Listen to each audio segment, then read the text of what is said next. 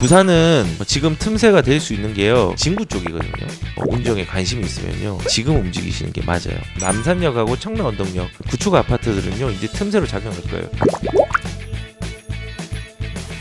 조정 대상 지역이 이제 11월 20일 날 지정이 됐잖아요. 신문을 좀 보면서 얘기를 좀 해야 될 것 같아요.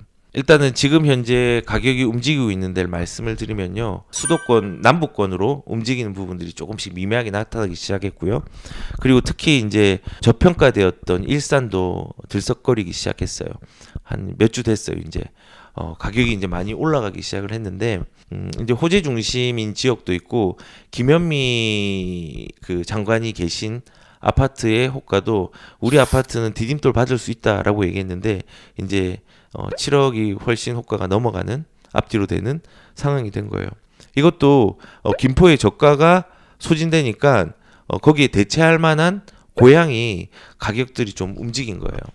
근데 문제는 이거는 조정 대상 지역으로 이제 지정이 되면서 이제 이만큼 김포가 이만큼 올랐으니까 이쪽으로 좀 눈을 돌리는 사람들도 많은 거죠. 그리고 규제 풍선 효과가 일어나는 게 이제 파주죠, 파주. 파주가 거의 이제 8억대를 돌파를 했대요. 여기는 호재가 GTX A 노선이랑 아직 먼 얘기지만은 3호선 연장이 있잖아요. 그 주변을 중심으로 특히 이제 GTX A 노선에 있는 아파트가 가격이 굉장히 많이 올랐어요. 요런 아파트 있죠. 운정 신도시의 그 아이파크, 그 다음에 운정 센트럴 프루조, 얘 같은 경우는 가격들이 지금 호가가 8억 6천, 8억 4천 가고 있잖아요. 하나 볼까요? 여기는 다른 거 없어요. 중요한 거는 지금 9억 5천까지 호가는 불러 있는데, 이거는 호가일 뿐이고 8억대로 보시면 될 것 같아요. 30평대가 GTX 바로 앞에 있잖아요. 그래서 가격들이 많이 좀 움직이는 부분이 있고, 그 다음에 이쪽에 있는 아파트들도 좀 움직이는 것 같아요. 그래서 이제는 돈이 김포를 막으니까 실제로 호재가 있는데 들어갈 수 있는 데가 여기밖에 없잖아요. 근데 여기는 들어가려면요, 지정이 된 그 다음 이번 주죠. 이번 주에 움직여야지 시세 차익이라도 조금은 누리고, 나중에 가격이 조정되면 좀 유지되면은 그만큼 떨어지는 게 아니니까는 지금 만약에 운정에 관심이 있으면요 지금 움직이시는 게 맞아요. 뭐 투기하라는 게 아니라 집이 없는 사람들이 저가로 들어갈 수 있는 게 이런 운정이라든지 3호선 연장선 사이에 있는 구축 아파트도 괜찮고요. 여기 GTX에 가까이 있는 구축 아파트, 여기도 나쁘지가 않아요. 그렇기 때문에 이런 거를 조금 눈여겨 보시면서 주택이 없는 사람들은 한번 들어가 볼까라는 생각도 해보셨으면 좋겠어요. 이것도 김포만큼의 약진은 아니겠지만요, 당분간 오름세는 지속이 될 것 같아요. 그리고 부산은 반발이 너무 심하죠. 부산은 되게 억울하대요. 억울한 건 맞죠. 왜냐면은 해운대에도 가격이 많이 안 오른 데가 있고요. 연제구에도 가격이 많이 안 오른 데가 있어요. 그리고 남구도 마찬가지고요.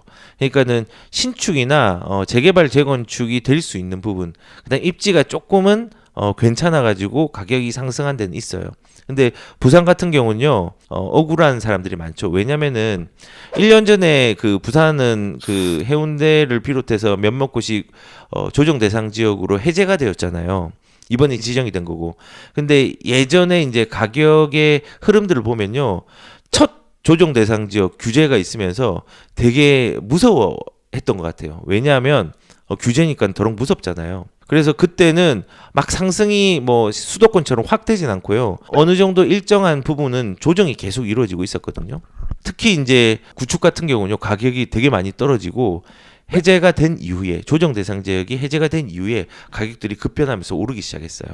그런데 이번에는 부산 사람들이 조정 대상 지역이 되면 어떻게 반응할지 모르겠지만, 제 예상은요, 이제 면역이 되고 조정 대상 한번 경험을 해봤잖아요. 그때는 막연하게 무서워했던 사람이 많으면요, 지금은 한번 경험을 했기 때문에 조금은 알고 덜 무서워하는 사람들이 많을 것 같아서 일부 조정과 얼음은 되겠죠. 얼음 꽁 되겠죠.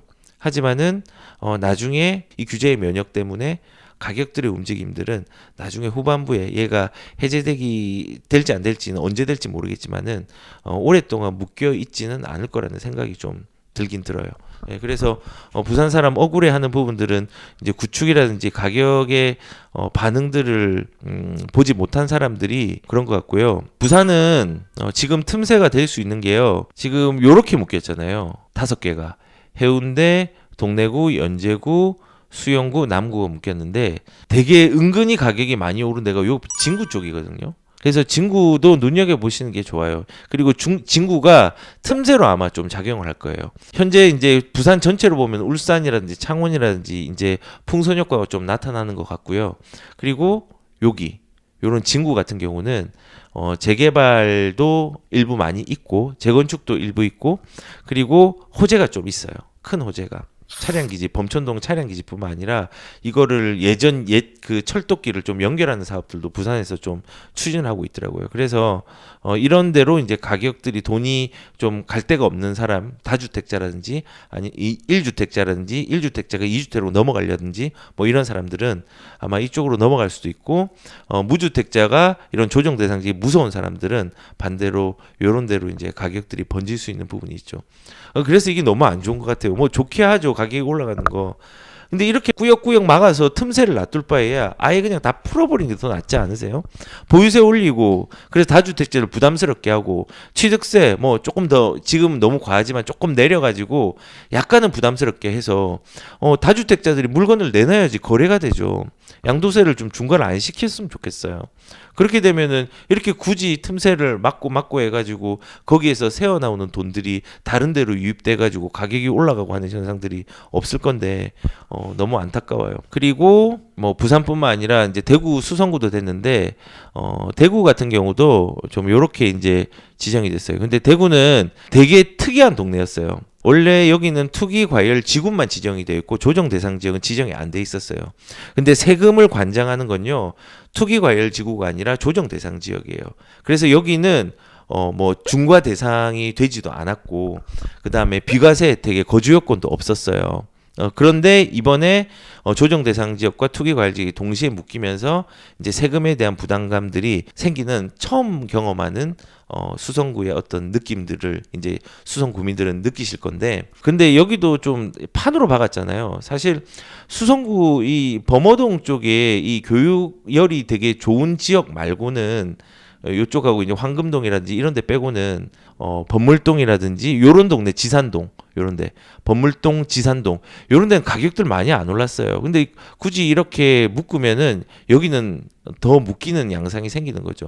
그래서 어떻게 보면 이 범어동 쪽에 교육열과 여기에 가격들의 상승의 약진 때문에 피해를 보는 주변의 구축이라든지 이런 아파트들이 많아진 거죠. 근데 분명한 건 수성구에는 입지를 떠나서 신축으로 만약에 나오면은 가격들은 계속 많이 반영이 되는데 이것도 이제 이렇게 퍼질 거예요. 아마 여기가 범어역이거든요. 범어역이고 이 동네에 예전에 수능 전국 1등을 4명 정도를 한꺼번에 냈던 요 학교. 여기 주변으로 가격들이 엄청나게 많이 올라 있어요. 그래서 사람들이 이제 이쪽으로 들어가려면 이제 진입이 되게 어렵죠. 이 궁전 매션도 가격 많이 올랐어요. 재건축 물건이라서. 여기 있죠. 여기 2호선하고 3호선. 2호선, 3호선에서 이 명덕역하고 반월당역 지나서 요 남산역하고 청라언덕역 주변에 있는 구축 아파트들은요 이제 틈새로 작용할 거예요.